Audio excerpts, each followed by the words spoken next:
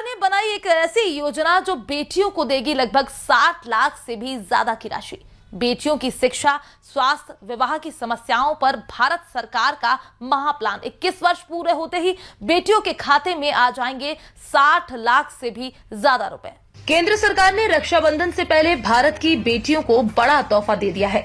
ये तोहफा इतना कारगर होगा कि इसके मिल जाने के बाद बेटियों के माता पिता को उनकी शिक्षा और विवाह की चिंता बिल्कुल नहीं होगी। ऐसा इसलिए क्योंकि मोदी सरकार बेटियों को एक मोटी धनराशि देने जा रही है, जो राशि 75 लाख है। जी हां, आप बिल्कुल सही सुन रहे हैं, पूरे 75 लाख।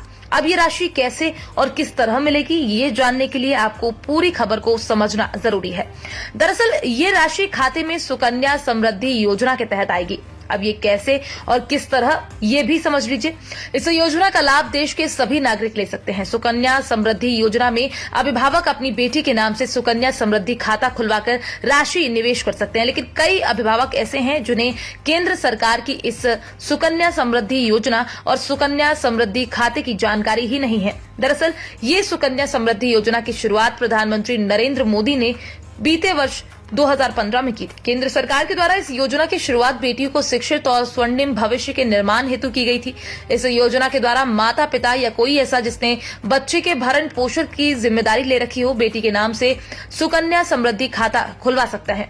आपको बता दें, ये सुकन्या समृद्धि खाता एक प्रकार का निवेशक योजना है। यानी इस योजना के तहत पहले आपको निवेश करना होगा, इसके बाद आपको एक तय समय सीमा के अनुसार राशि मिलेगी। अभिभावक इन निवेश खाते में राशि जमा करके उच्चतम ब्याज दर से ब्याज प्राप्त करके बेटी के भविष्य को और भी बेहतर बना सकते हैं।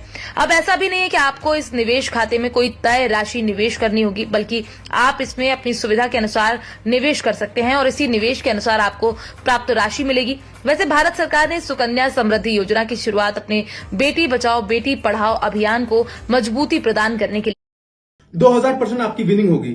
नाम बदल देना अगर विनिंग ना हो तो। एविएटर एक ऐसे गेम का नाम है जो एक इन्वेस्टेबल ऐप है। इन्वेस्टेबल गेम मैं कहूंगा, जिसमें आप छोटा मोटा अमाउंट इन्वेस्ट करके भी लाखों रुपए कमा सकते हो। मान लीजिए आपके पास 500, 1000, 2000 रुपए हैं, आप को मजबूती प्रदान करने के लिए की है।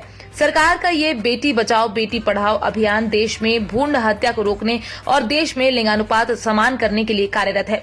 ये सभी तभी संभव है जब बेटियों के माता पिता के पास उनकी पढ़ाई का खर्च और शादी का खर्च उठाने के लिए अच्छी खासी राशि हो। वहीं सरकार की ये योजना बेटियों को एक अच्छा भविष्य देने के मार्ग में आगे बढ़ेगी और उनके बेहतरीन भविष्य के निर्माण के लिए अभिभावकों को प्रेरित करेगी। अब ऐसे में ये भी समझ लीजिए कि इस योजना का लाभ लेने के लिए आपके पास कौन कौन से डॉक्यूमेंट होने चाहिए।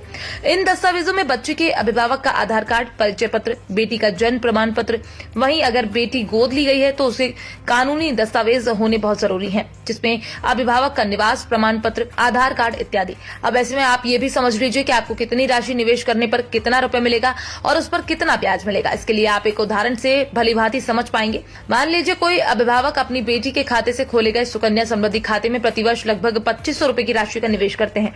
तब अभिभावक कुल 14 वर्षों में करीब 35,000 रुपए के निवेश कर पाएंगे। लेकिन जब ये राशि मिलेगी तब इस पर 7.6% की ब्याज दर भी जोड़ दी जाएगी। इसके बाद जो भी राशि प्राप्त होगी वो बेटियों के खाते में आ जाएगी, जो लगभग अनुमानित 1 लाख रुपए होगी। ज्ञात रहे, इस योजना का अधिकतम लाभ बेटियां 21 वर्ष की अवस्था में उठा सकती हैं।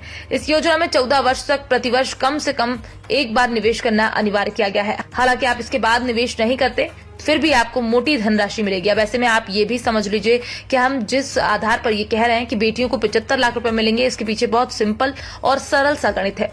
इसको आप इस प्रकार समझ सकते हैं, अगर आपकी बेटी की उम्र अभी 1 साल है और आप सुकन्या समृद्धि योजना के तहत अब से 2023 हर महीने 12,500 रुपए जमा करते हैं तो 1 साल में आपके पास 1.5 लाख रुपए का निवेश होगा। वर्ष 2043 में जब बेटी की उम्र 21 वर्ष होगी तब ये सुकन्या समृद्धि खाते की समय सीमा पूरी हो जाएगी और इसमें ब्याज लगाकर जो